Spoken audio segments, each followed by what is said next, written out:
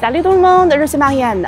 Aujourd'hui, nous sommes à l'ambassade de Guinée en Chine pour participer à la célébration de son indépendance et interviewer son Excellence, Madame ambassadrice Aminata Koïta.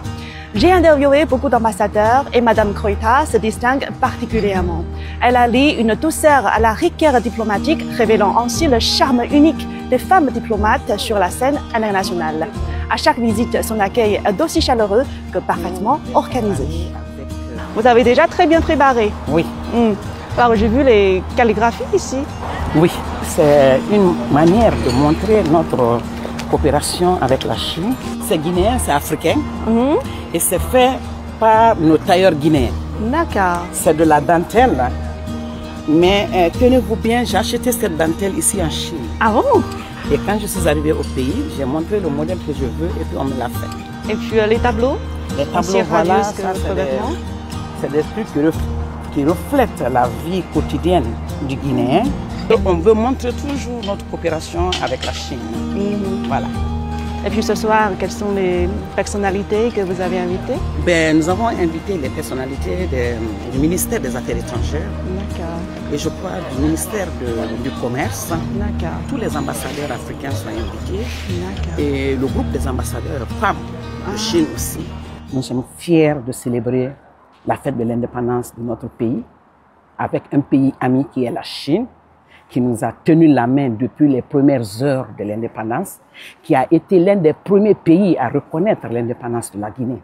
Nous sommes contents, fiers de le fêter en Chine, dans un pays ami de la Guinée. Nous sommes fiers de célébrer le 67e anniversaire de notre indépendance et de tout ce que nous avons eu comme acquis au cours des années écoulées. On a réalisé beaucoup de projets.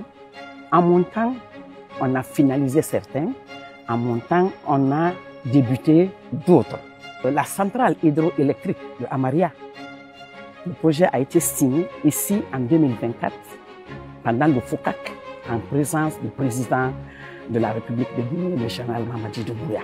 Nous avons un hôpital sino-guinéen, un hôpital de l'amitié, qui aujourd'hui ne fait que progresser avec 150 lits, avec un centre de détection et de soins de la maladie cardiovasculaire et de la maladie cérébrovasculaire aussi.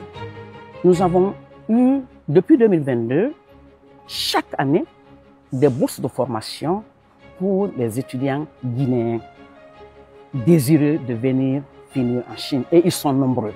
Nous avons tellement d'exemples qu'on ne pourra pas en finir. Et surtout, le dernier, c'est Simandou 2040, où les premières actions posées, c'est par la Chine.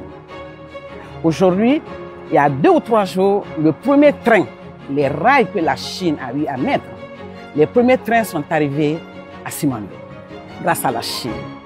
Mais nous avons beaucoup d'attentes. Vous savez, la conférence des femmes de Beijing, ça fait 30 ans. Les femmes guinéennes et les femmes chinoises ont un lien très fort. Les femmes guinéennes aujourd'hui, avec cet échange avec les femmes chinoises, sont dans l'entrepreneuriat. Les femmes chinoises viennent en Guinée pour les apprendre comment faire le savon, comment faire le tissage, comment faire le jardinage, comment faire les légumes dans le potager. Donc tout ça donne un poids à la coopération entre les femmes chinoises et les femmes guinéennes. Nous avons ce qu'on peut dire la main-d'œuvre. La Chine a l'expérience, l'expertise, la technologie, et c'est ça que nous demandons à partager avec les femmes guinéennes. Vous savez, nous sommes dans une société où les hommes occupent les postes de responsabilité les plus hautement appréciés. Et la femme, pour atteindre ce poste de responsabilité, il faut se battre dans tous les domaines, par l'expérience, par la responsabilité et surtout par de hautes études.